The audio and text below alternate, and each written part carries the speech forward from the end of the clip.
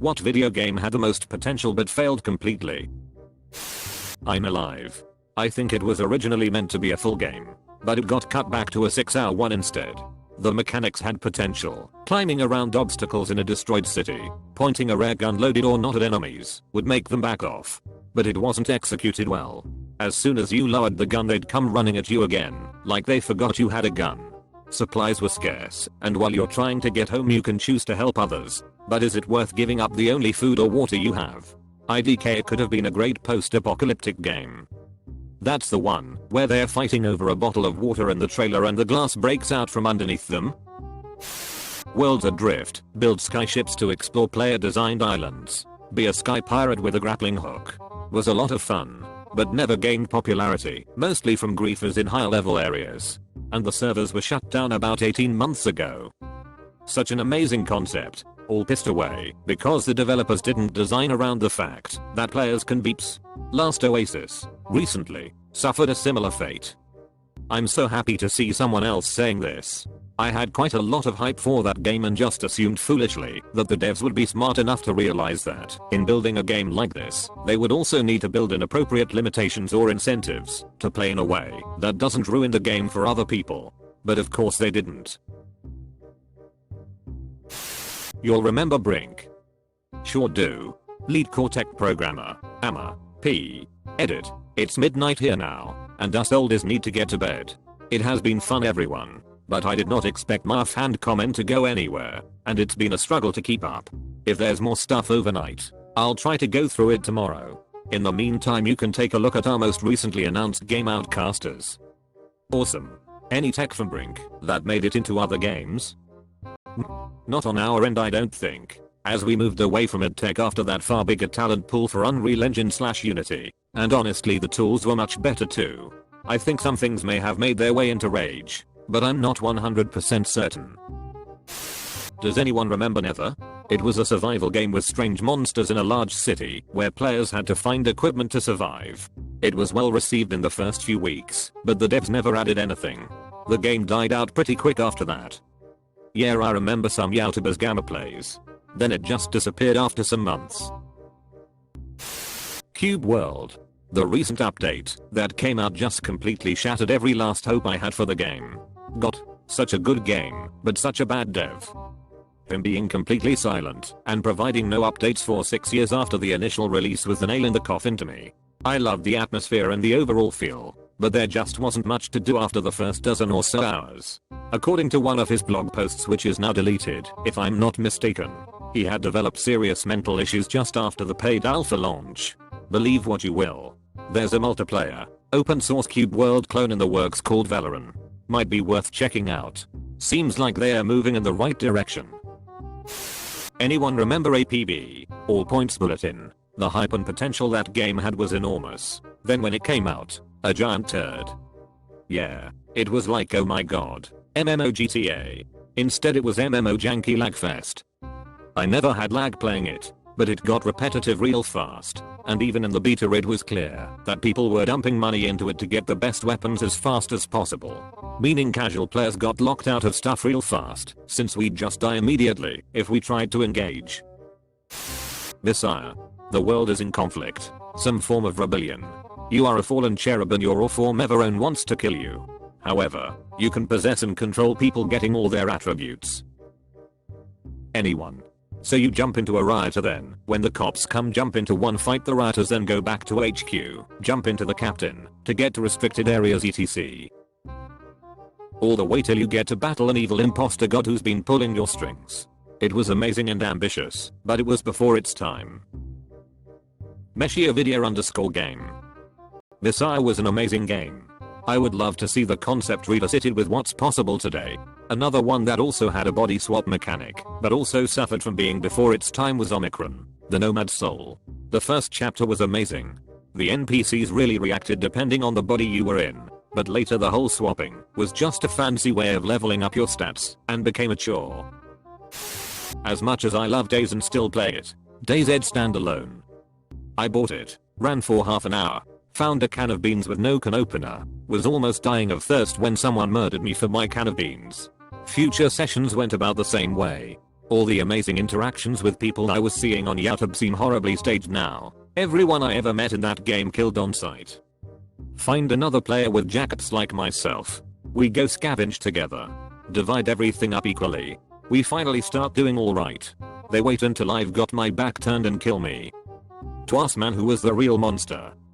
The real monster was the friend we made along the way. For me it was Loadout. Really unique and fun. Fast paced and with an art style that could have been timeless. I really miss that game. There's an active effort to recreate it and I really hope it works out. Would pick it up again in a heartbeat. Holyps, that's a game I haven't thought about in years. I remember in like 2014 me and my friends played it religiously for about 2 weeks then totally forgot about it. Was really fun from what I remember. Battlefield 5, the amount of stuff that could have been put in, including the Soviets whom I believe were leaked at one point. Wait, I've never played it. Are you seriously telling me the Soviets aren't in the game? That's literally 50% of WW2. Yet Soviets aren't in the game, nor are any late war Europe battles. Hell, the US ground forces don't even have a tank destroyer or light tank, while every other Europe based faction has at least one. The only countries in it are Japan, USA, Britain and Germany. We happy few. How did that go from a story driven thing, like the Beatles meets Bioshock, to a weird exploration survival thing? It was never designed to be that, it's just the trailer setting up the story that gave people that expectation. So, it was a bad trailer, then. Yet further reason why games shouldn't have trailers, they should have demos. I think the trailer being too good and interesting is what failed them actually. If you've made a really good trailer for a different product, you've made a bad trailer. The perfect drink on a hot summer's day. Try our all new hand sanitizer. Duke Nukem.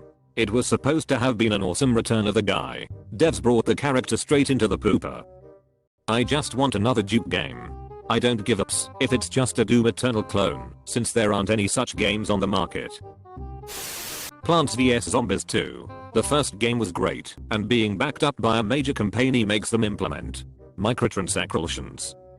Whoever made the snow pea something new had to pay $5 needs to be shot by a snow pea to death. That plant was one of the more iconic plants. Who has the balls or lack thereof to put it behind a paywall? Scum. Hello neighbor.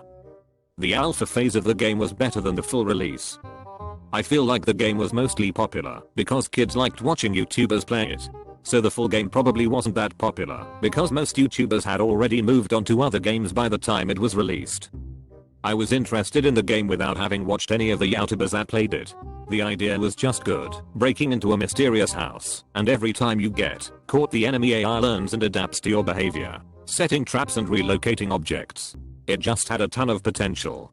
Then the developers just forgot what the game was supposed to be about and kept redoing everything again and again until they ended up with a boring and buggy game that shared nothing with the intrigue it originally had. Sonic the Hedgehog 2006. It's no use. Now I've got you. This will end it. Take this. The Plants vs. Zombies franchise as of now. Edit. Because of the sorrow replies. Here's this and that will fix your agony. They are mods that restructured PvZ2 to be actually fun again. Still sad about that.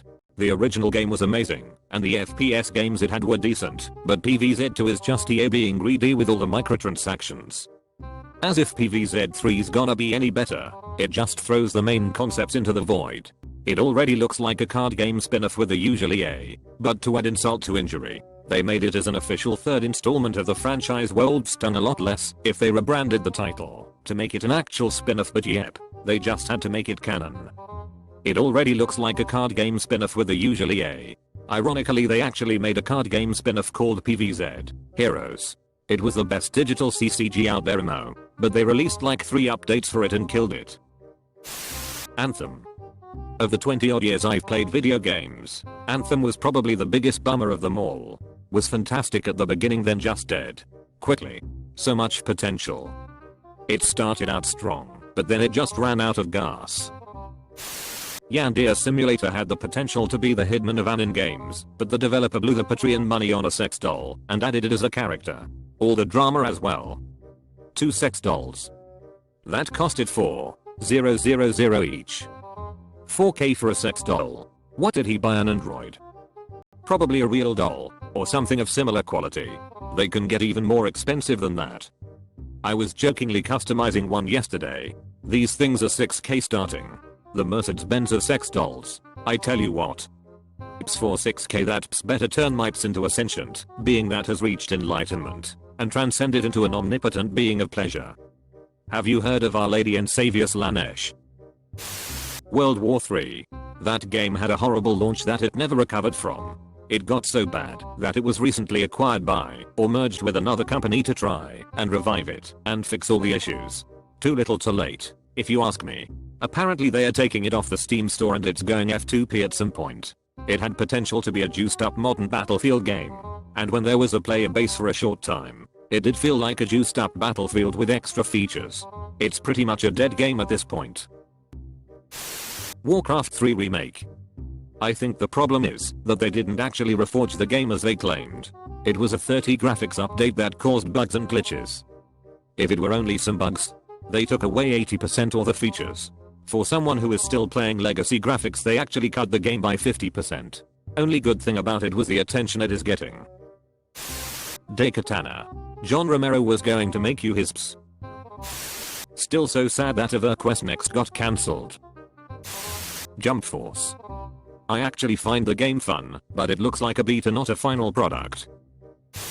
Haze on PS3. It was made by some of the same people that made GoldenEye and the Time Splitter series. Pity they rushed it out. Lawbreakers couldn't was amazing for that little time. I never really felt like the characters had any personality. They were all just bland representations of a class. I worked on this game and the marketing department still makes my blood boil. Nice to see people actually liked the idea at least and saw its potential. Evolve. Mario Party for Switch. Yeah, for real. 4 crap maps was soul crushing. Warcraft 3 Reforged. Seriously, how on earth did they manage to make it even worse than the original? All they had to do is add some new textures and models and maybe 1-2 TOL improvements, and it would have for sure got the same hype as Age of Empires 2D, which is a great remaster if not more. All they had to do was a graphics update and maybe matchmaking. What I don't get is that they did a really good job with the StarCraft rework and yet utterly failed with Warcraft 3. Like, how do you go from one extreme to the other? Robocraft. Well, not a complete fail. It was very popular once, and still has an okay player base, but it will probably never be restored to its former glory. Project Spark. It was really fun to build your own worlds and create characters, but at some point they just stopped giving us more content. Battlefield V. Finally a WW2 themed multiplayer game with tanks, planes and everything. But boy, they ruined it completely.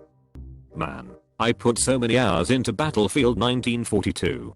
I'm not really sure what's so hard about a big sandbox with all kinds of military hardware from WWII. It's been almost 20 years since BF 1942. Just remake that. There was a 5 version that came out on Xbox 360 and PlayStation called Battlefield 1943. That is still one of the best WWII games I have ever played. There were only like 3 maps, but goddamn that game was intense fun. Imperator, Rome. This, like WTF Paradox, they had all the ingredients for it to be the best of the grand strategies, but somehow made it boring and unfulfilling. Battleborn. Just awful timing with Overwatch so close. Fun gameplay and funny dialogue. This goes back a whole bunch of years, but Forgotten Realms Unlimited Adventures could have been really huge. It was a game design software using the Goldbox game engine. If it had been better packaged and better marketed, then players would have really enjoyed it. But instead sales flamed out quickly and the Goldbox engine died. There are still a few diehard aficionados of Frua with their own forum, and there's a website with something like 600 user designed game modules. I forget the URLs, but they are easy enough to Google. Fortnite. No, not the one everybody knows. I mean Fortnite. Save the world. You know, the tower defense game that spent years in development, had a huge following in alpha and beta, and then got thrown in the trash and never even finished when the devs decided to make a copy of PUBG instead of finishing the game. So many people had already pre-ordered and were beta testing. Yeah, that one. Still pissed about that.